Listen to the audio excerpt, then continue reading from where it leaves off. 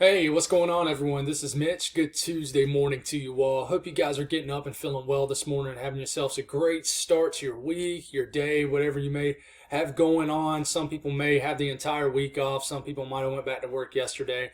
But regardless, hope you guys are having a great start to your day. Got you an update as we always do in these morning weather videos about what is specifically going to unfold today. Pretty quiet. It certainly has quieted down. We have some flurries that are potentially falling in areas of Georgia and the Carolinas. Atlanta saw snow late last night. We mentioned that in yesterday morning's video that was a possibility, and it certainly unfolded. I think certain areas of Atlanta even got a dusting on the tops of their cars and cold surfaces, so that was pretty neat to see. Hopefully you folks saw that. And there was a few surprises. Areas around Knoxville saw over an inch of snow, so it caused some travel issues too. Some of these interstates along the roadways, I think a lot of people didn't expect it just to stick on the roads like it did. But when it's been so cold, a lot of times when it's been really, really cold, this snow, even if it's light, it sticks on the roads before it does on the actual ground. It's kind of a different setup. If you folks remember what happened in Atlanta back in 2014 in late January, it was snowing like in the low 20s, and it had been very cold prior to that event, and only an inch or two of snow fell in Atlanta. And I think for you folks in Atlanta viewing around the area know that it was an absolute gridlock. It was a disaster. And it's just, if it's been really cold before snow moves in, even if it's a light event, sometimes they can overachieve and in a bad way. So we're going to break this down for you guys. If you folks have not subscribed, certainly consider doing that. Like the video if you like it. Stay tuned for tonight. We're going to begin to break down a very active pattern. It's not going to be a big-time winter weather pattern for areas of the eastern U.S., but maybe a flooding issue, severe weather. It's starting to get kind of thrown out there as we get to the new year and a couple of days after. So we're going to try to figure this out. We'll talk about it very briefly at the end of the video. But if you guys got anything that I can pray about or pray over, as always, please put those in the comments below. We're going to enter probably a little bit of a slow period, maybe over the next few days. I'm going to enjoy it because I know things are going to pick back up. But I appreciate all the growth throughout the month of December. It's been awesome. I was able to just take some time to look back on things and how the growth with the analytics was, and I really appreciate all the growth and new members who have joined the channel. Thank y'all for everything. Watches and warnings out there. The West is beginning to get more active. Areas like Seattle went from snow to freezing rain to all of a sudden you're having flooding issues as you've warmed back up. So it's been pretty wild. You got winter weather advisories up here in the UP and Michigan. We'll talk a little bit about that. You folks could see a little bit of snow, even a little bit of ice later this afternoon, this evening. And you still got some lake effect snowband action going on off Ontario and even a little bit going on off Erie. But I expect that to begin to diminish definitely today as you guys have been hammered, especially around the Buffalo area, which is more of a highly populated area. I mean, it has just been chaos there, and we're hoping the recovery can start. Maybe we can get a little bit of snow melt, even though that'll cause a lot of runoff. But hoping the best for you guys, praying for you folks, as it has definitely hammered you folks hard up there. But let's get going. Let's talk about what's going on. You got some systems beginning to enter the west. This is causing issues with flooding, a lot of precipitation. I know I don't talk weather out west, but we're probably going to talk a little bit out west just because this will correlate to what's going to end up happening down the road for the central and eastern U.S. If you look right here, some cloud tops right here, clear my throat. There's a little bit of moisture going through the Carolinas and Georgia right now, especially South Carolina. Some of this moisture has hit the ground, and in fact, this is what's left over of our clipper. We go on and switch to the HRRR model, but we look at the radar out of Charleston. Unfortunately, the radar out of Columbia is down, so we can't get a great look, but there is some moisture in the high levels. A lot of this is not hitting the ground, but I wouldn't be surprised if you're in the Augusta area. Let me know if you're seeing maybe a couple flurries flying around. I heard some folks in and around the Anderson and Greenwood area, I believe, it was starting to stick, and then it stopped. They saw a little bit of snow this morning a couple hours ago. I had a couple people on Twitter who told me that it was beginning to actually coat the ground a little bit. So you folks in Greenwood might be waking up to a surprise with a little bit of white on the ground and some surfaces. But this moisture is trying, but this is kind of the last gasp of this clipper. And we'll see if this continues to materialize, hang on for dear life, and it might give maybe these areas, some flurries a little bit later this morning. We'll see how it materializes, but regardless, not a big deal at all. But I can tell you, if you can get a heavier enough burst of flurries, it's going to probably stick until we warm up substantially throughout the day. But for the rest of the day, besides those flurries, pretty quiet day. You might deal with some showers in South Florida.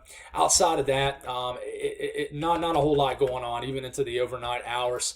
My folks in the Northeast, pretty quiet too, except for this lake effect snow band that continues to push off Lake Ontario.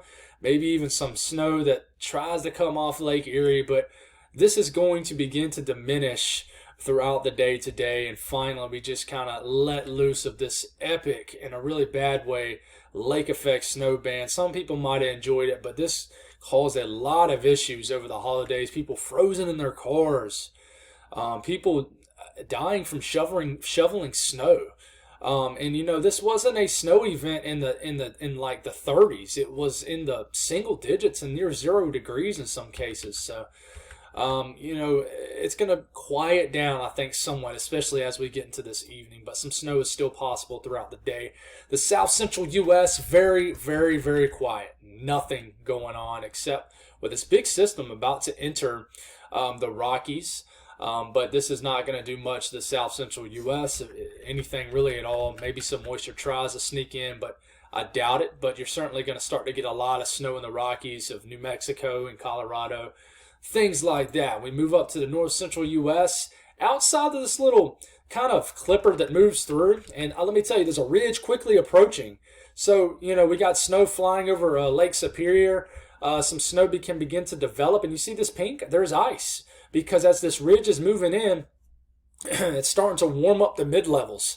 So even though it's still cold enough for winter weather, in this case, the mid-levels are starting to warm up. So you have some melting going on, these snowflakes up in the mid-levels of the atmosphere. So it might be falling in some sleet and some freezing rain in certain areas of even far northeast sections of Minnesota, the UP of Michigan, maybe even so a couple northern counties of Wisconsin. We'll see how this works. But this is going to deliver a period of snow, some sleet and freezing rain for these areas. I don't expect a big freezing rain event out of this because I know freezing rain kind of stinks. It's definitely the most dangerous type of winter weather precipitation in these cases. But we look at snowfall up here for the UP of Michigan, and a few inches of snow certainly expected up here, but not a big deal. Nothing compared to what y'all have seen over the last few days. But you can get an additional 3 to 5 inches of snow in the eastern sections of the UP of Michigan. Maybe a few inches of snow over here that's not really being shown up well. And then far northern counties of actual Michigan over here could get a few inches of snow. We look at ice. There could be a little bit of ice today too.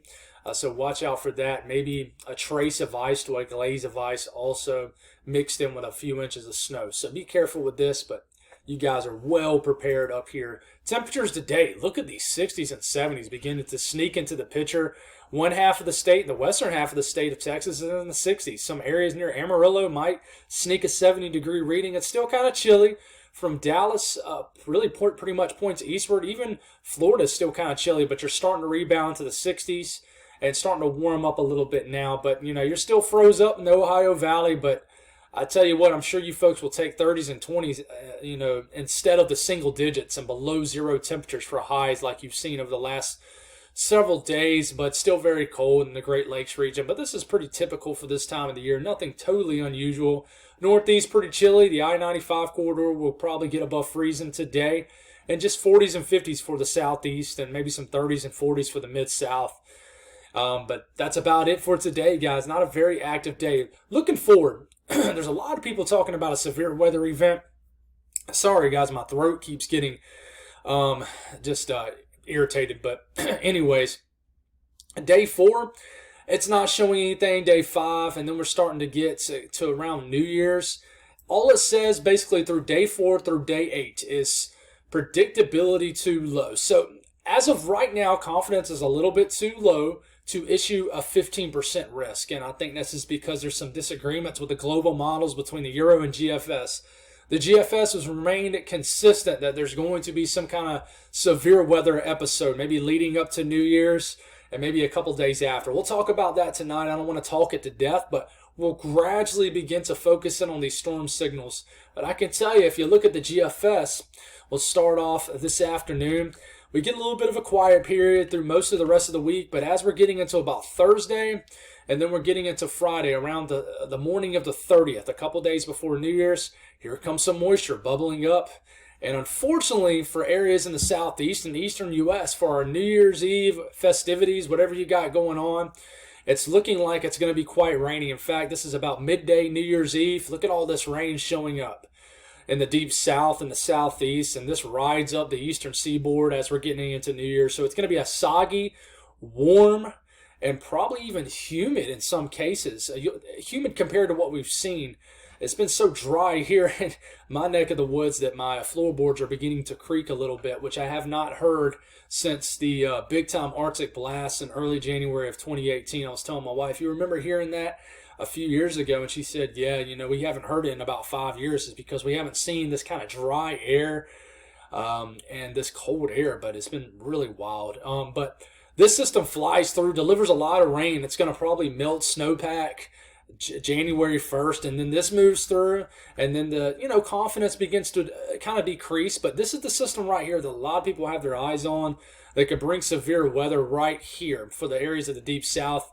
And then this moves through, and then you get past 7-8 days out, and then you got another system that moves through, and then a little bit of cold air starts to get a little bit closer. A lot of people are starting to think around the January 6th, 7th, 8th, maybe 10th time frame that we begin to shift away from a warmer pattern. But it's hard to focus in on that when we hadn't even got to the warmer pattern yet. We're just starting to get away from this Arctic air mass. But I really think we're going to have some active times coming up. I know you're seeing this blue over Tennessee and stuff like that, but this is 270 hours out.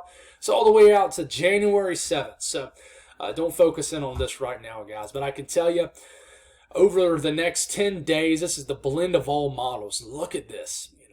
5 to 8 inches of rain showing up in Alabama, Georgia, North Georgia, upstate of South Carolina. I think flooding issues are going to begin to become a big deal across areas of the southeast and mid-south. But we'll see how this unfolds. We'll get much more in depth on this, about as in depth as we can tonight. So stay tuned for that. And that's all I got, guys. You guys have a great Tuesday, and we'll talk to you this evening. God bless.